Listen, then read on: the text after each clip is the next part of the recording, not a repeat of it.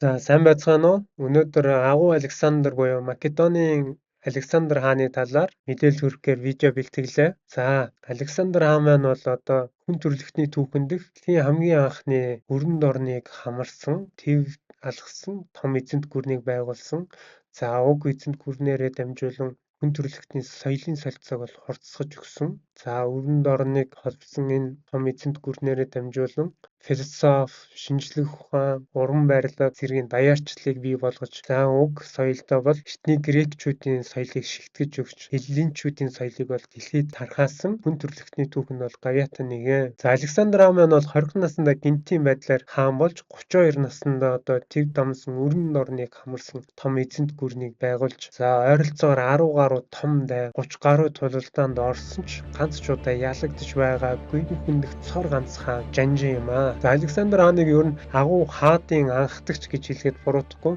Ихэнх агуу жанжид хаад бол түүний гаргасан түүхийн зам мөрийг дагаж түүний адил байлдан дагуулуудыг хийж явсан байдаг. За үүний нэг жишээ болоод дуртад бол Ромын эзэнт гүрний агуу жанжин удирдагч Гaius Julius Caesar 33 настайдаа Спаний хоогийн залуухан захирагч байхдаа Александрын хөшөөтэй таарсан байна. За тэгээд уг хөшөөний өмнө сүгдөөд бол уйлж эхэлсэн байдаг. Ингэхдээ Александр хаан 32 настайдаа тийм том хүчрэг эзэнт гүрнийг байгуулж байхад 33 нас би өнөөдөр хүрлээ. Ингэхдээ би юу хийж бүтэв гэж уйлсан байдаг. За ингээд өөртөө нэгэн тангар өргөсөн нь би түүхэнд Александр хаанд энэ тэнцвүүцэх хэмжээний одоо эзэнт гүрэн байгуулахаас нааш хизээч амарч няцхгүй гэж өөртөө ламналт өгсөн байт юм байна. За ингээд буцаад Александр хааны талаар ярихад бол за түүний ер нь түүхэн урдч нөхцөл байдлуудыг дурдхад зайлшгүй ганц нүдэд хаан буюу 2 дугаар Филиппийн талаар түүний эцэг 2 дугаар Филиппийн талаар ярих ёстой. За учир нь бол Александр хаан бол Филипп хаанаас зөвхөн хаан ширэг өвлөж аваагүй. Мөн түүний одоо зориг, том амбицийг бол өвлөж авсан байдаг. Түүний эцэг 2 дугаар Филипп хааны тухай ярихад бол 2 дугаар Филипп хаан бол маш туршлагатай дайны жанжин байсан. За үүн дээрээ нэмээд туршлагатай улс төрч байсан гэдг нь харагдаж байгаа юм. За 2 дугаар Филипп хааны туршлагатай улс төрч гэдгийг харуулах үйлдэлүүд нь бол Филипп хаан бол ер нь тухайн үеийн Грек улсыг тархаа бутархаа за хоорондоо өрсөлдсөн хот ус болон хөгжиж байгааг бол эртнээс анзаарч харсан байгаа юм. За ингээд үүнийг бол засахын тулд Грек улс бол нэгдсэн нэг захиргаатай нэг хаантай болох ёстой гэдгийг бол олж хараад за уг зорилгоо хэрэгжүүлэхийн тулд Грекийн ер нь дайч хот улсууд аймагуудтай энхийн гэрээгээд за тус гэрээгээ баталгаажуулах зорилгоор өөрөө ураг төрлийн холбоо байгуулж тус хотуудаас хотын хаан болон гүнж нарыг одоо сонгож ураг төрлийн холбоо барилцдаг байсан. За үүний нэг бол Филипп хааны 4-р хатан болох Олимпиас хатан байгаа. За уг Олимпиас хатнаас бол Александр хаан бол нэмэлсэн. Олимпиас хатны талаар товчхон мэдээлэл хүргэхэд бол Олимпиас хатан бол тухайн үеийн Эфир нутаг буюу одоо үеийн Грек Албаны хэлний ойролцоо нутгаас гаралтай хүн юм байна. За Олимпиас хатан бол удам могсааны үед бол Грек Троийн дайны агуу баатар, Грекийн агуу тулаанч хаан Ахиллесийн шууд удмын хүмүүсийн хүн юм байна. Олимпиас хатан бол ер нь бас шашинлаг хүн байсан байгаа юм. Зан үйлддэг байж, тус зан үйлд нь бол могоо оролцдог, өөрөө их могоотой тогтно могоо тижээж амьдэрдэг байсан байгаа юм. За энэ үйл явдлуудаас болоод хоогийн Македон хүмүүс бол Олимпиас хатныг одоо ид шидийн шулмын эмэгтэй гэх нүдээр бол харах болсон байгаа юм. За үүнийг Олимпиас хатан бол маш ухаалгаар ашигласан байдаг. Яаж ашигласан бэ гэхээр өрдшөн би зүүдлээ.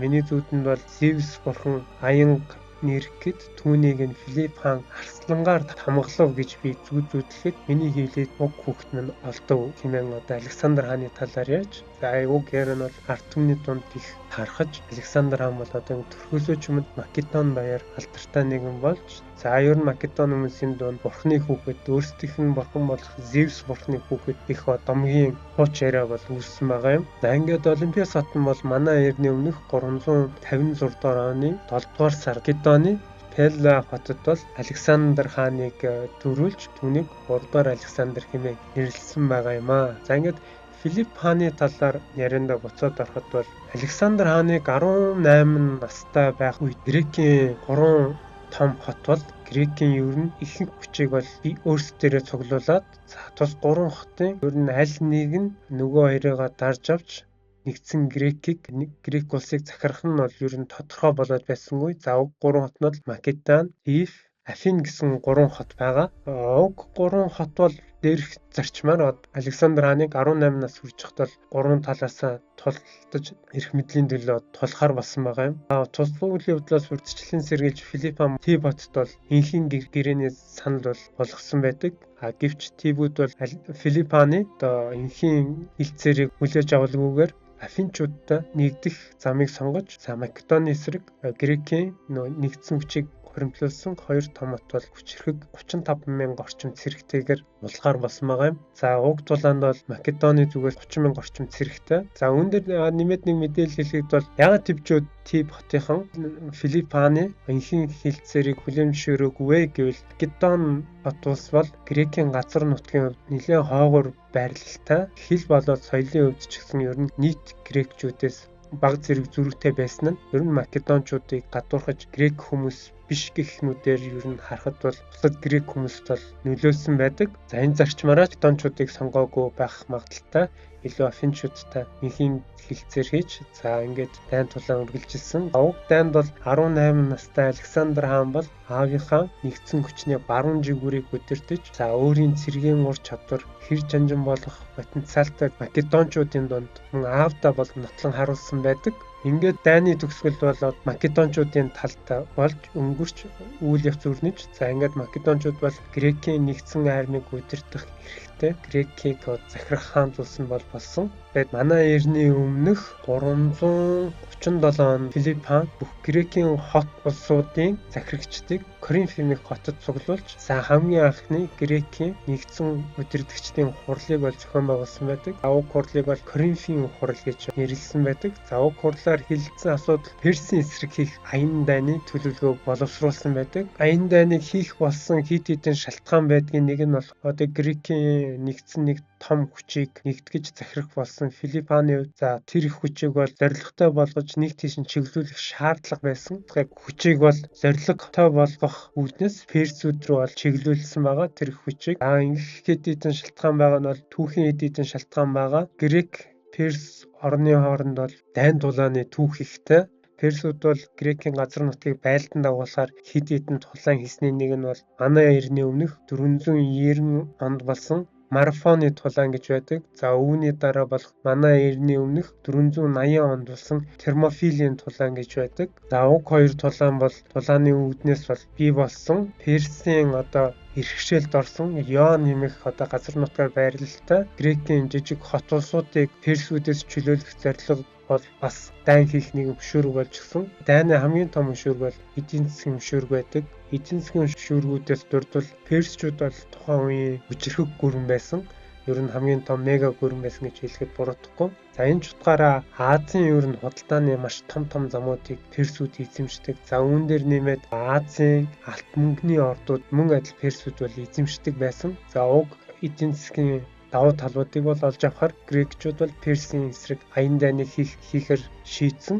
Мөн үүн дээр нэмээд ер нь Филипп хаан бол Грекийн нэгдсэн хүчний захирагч болсноос хойш Грекийн цэрэг армийн шинжилгээг бол маш их идэвхтэй хийж цэргийн реформуудыг хийсэн байдаг. Сарица хэмээх 6 м орчим урттай, урт жадаар зэвсгэлсэн фалангсийн цэргүүд, хүнд морин цэргүүд, обсидианчууд буюу инженерчлэлийн корпус, логистик нөөцийн корпус гэдэг тусад нь бий болгож тэднийг байнгын тогтмол цалинтай, тогтмол цэрэгжилтийн бэлтгэлтэй болгосон Грек улсыг тухайн цаг үеийн хамгийн хүчрхэг армитай улс гүрэн болгож байсан байгаа юм. Ингээд хэдий грекчүүд нэгдсэн хүчээ ингэж сайн засаглалтай болгоод цэргийн реформа хийгээд мөн Персийн эсрэг хийх аян дайны хаан буюу Хигамон ороод Филипп 2 дугаар хааныг хонгон түүнээр дайн өдөрдүүлэх болсон хэдий ч харамсалтай нь Филипп хаан бол дайныг эхлүүлж чадалгүй нас барсан байдаг. Филипп хааныг бол манай эртний өмнөх 336 онд тайзан дээр олонний өмнө үг хэлж байхад нь Павсаны эмээх түүний бие хамгаалагч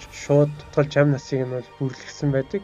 Түүнийг хэргийн газраас холдож амжаагүй байхад нь Филипп хааны бусад бие хамгаалагчид барьж авч шууд амийг нь хороолсон байдаг. Иймээс Филипп хааныг яг яагаад нөх болсон талаар хүмүүс таамаглалтай л үлдсэн байдаг. уг таамаглалуудын нэг нь бол хүний эхнэр Олимпиас хатан өөрийнхөө Александрыг хаан ширээг өвлгүүлэхийн тулд бусадтай хуваалдан Филиппийн амнаас нь төрсөн гэх таамаг байдаг. За ингэж таамаглах болсон шалтгаан нь бол мөн Александр хааныг 18 нас орчим хүрч байхад түүний эцэг Филипп Клеопатра Эвридика хэмээх нэртэй нэгэн Македон мөсгүйд дурлаад хормой хийсэн байгаа юм. Хормын үйл ажиллагаан дээр бол Филипп хааны дүү Александр хааны аав ах нь дар сууж зогтоод шинэ бэрд бол ингэж хандаж хэлсэн байдаг. Чи бол Македон цустай эмэгтэй. Тиймээс бурхтаас Македон цустай өв залгамжлагч төрүүлж ихийг сайн гуйх хэрэгтэй шүү гэж захиж хэлсэн бол Александр хаанд бол маш хүндээр тусч Александр хаан бол цэгийн хормын уур амьсгалыг эвдэн нэлээд ууртайгаар орхиж гарсан байдаг. Уг үйл явдлаас улбалаад ер нь Македон хүмүүсийн дунд бол ийм цуу яриа тархсан байдаг нь Александр хаан за яг Македоны хаан ширээ буюу Филипп хааны хаан ширээг залгамжлах ёстой. Залгамжлагч мөн үгүй юу гэдэгт бол эргэлзэх хүмүүсийн тоо нэмэгдсэн байгаа юм.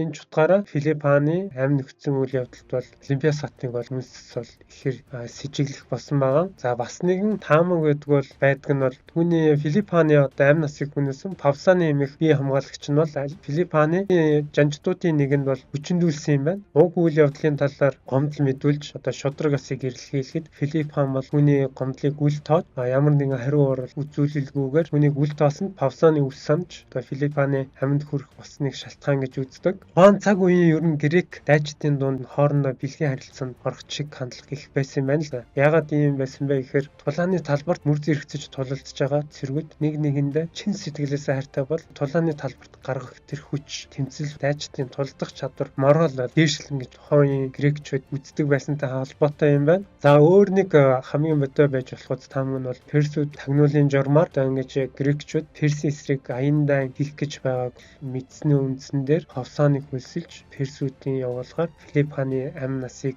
өчөөсөн гэх таамаг бол байд юм байна. Тус таамагуудын аль нь ч бай. Ер нь гинтийн байдлаар ингээд 20 наснда Филипп хааны хаан ширээ тэр том амбицийг Александр хаан өвлөж авах болсон. За гэтэл грекчүүд 20 настай залуу хаан Александрыг бол хүлээмжшөрөхийг хүссэнгүй. Грекчүүд бол Александр хааныг хаан ширээг өвлөж авах тэмцэл түүний өөдөөс маш ихээр гаргаж эхэлсэн байдаг. За үүнийг нь ч Александр хаан бол цэрэг армийн хүчээр бол дарж авсан байдаг. За Грекийн өрн бусад хот улсуудад жишээ болгох үүднээс Тиб хот бол газрын хөрснөөс арчиж, ард иргэдийн бол ер нь алж хятад амьд арсныг бол боол болгож бусад хотуудад жишээ болгон харуулж за хэр хүч чадалтай харгас хаан байж чадхаа бол харуулдаг. Александр хааны 20 настай байхад бол дээр дурдсанчлан 18 настай байхад бол аавынхаа баруун гар болж дайн тулааны өндөр үүрэг гавьяа бол байгуулж байсныг бол дурдсан. За 20 настай Александр хаан бол аль хэзээний цэрэг дайны хувьд генерал Жанжны хувьд бол өөрийгөө баталчихсан.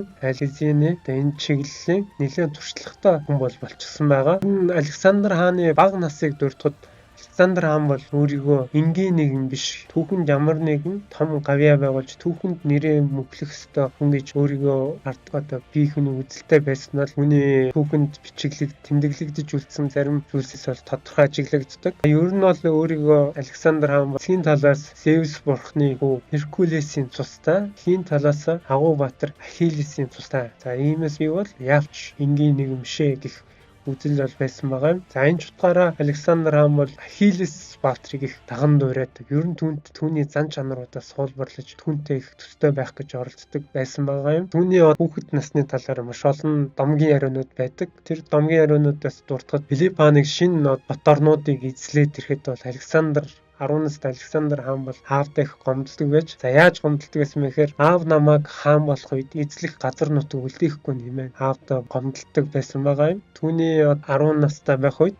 Фессалийн нэгэн худалдаачин Филипп хаанд маш сайхан адуу. За даанч сургагдаагүй, эмнэг сургагдаагүй зэрлэг юм тогшин адуу бол зархаар 8 хийсэн байгаа юм. Филипп хаан шинэ адуугаа сургахаар сургагч дайчтай бол дуудаж тус адууг сургуулахаар өгөхөд Филипп хааны сургагч дайчтаас бол хинж тус адууг бол эмнэг сургаж гашуулж чадаагүй байгаа юм. Энэ үйл явдал дээр үндэслээд сургаж хэдий сайхан адууч сургаж чадахгүй бол адгуус гэх бодлоор Филипп хаан бол бас 8-аг Фессалийн худалдаачинтай цуцлахаар болж адуу буцаах гэж байхад 10 настай Александр хаан бол аавдаа би нэг энэ адууг сургах хүсэлтэй байна. Надад энэ адууг сургах зөвшөөрөл олгооч гэж эцгээсээ гуйсан байгаа юм. За эцэг нь ч түүнийг хүслээр болгож Александрыг бол оролдоод үзье гэж зөвшөөрсөн байдаг. За ингээд Александр хаан бол тус адууг сүүдрээс айж зочиод байгааг ажиглаад түүнийг тайвшруулж за ингээд нуруунд мөрдөж бол имнийг сургаж авсан байдаг. Үйл явдлыг харсан Македончууд бол одоо түүнийг үнэхээр л бурхны хүү гэх үзлийг нь болон баттгаж өгсөн явдал болсон байдаг. За үүнийг ч харсан Филипп хаан хүүгээрээ маш их бахархаж Александр хаанд хандаж ингэж хэлсэн байдаг. За хүү минь Македон бол чамд багтнаа. Чи өөрийн эр зөрөгтэй тарсан эзэнт гүрнийг бүтээх хэрэгтэй болох нь дээ гэж одоо хэлсэн юм домгийн яриа байдаг. Морийг бол Александр хаан сургаж аваад Буцефал хэмээн нэрлсэн байдаг. Тос мортойгоо бол Персийн аян дайнаас энэтхэг хүртэлх бүх дайн тулаануудтай бол унж тус тулалдаанууд Буцефал морьтойгоо цуг тулалдсан байдаг. Буцефал морь нь ингэж дайн тулаанд оролцож явсаар одоогийн газар нутаг Пакистаны газар нутгийн ойролцоо нэгэн хотод бол шархтаад нас нөхцсөн байдаг. Александр хаан морьныхоо дурсгалд зориулан Пакистан орчмын хотын нутгийг бол Буцефала хэмээн нэрлсэн байдığım байна. Одоо зарим түүх домог дээр бол одоо Буцефал морийг бараг даалгавчтаач гэж бичсэн байдаг. Александр хааны хүүхэд насны талаар нэг домог байдаг нь түүний багш бол Аристотл байдаг. Философийн ухааны эцэг гэж хэлэхэд буруудахгүй. Хүн Аристотл одоо түүнд хот эрхэс гариг ертөнцийн талаар зааж, за логик, философи, соёл урлаг гэх мэт зүйлсийг зааж түүний энэ дорныг зорихын хүслийг бол Александр хааны тархинд суулгаж өгсөн гэхэд бол буруудахгүй.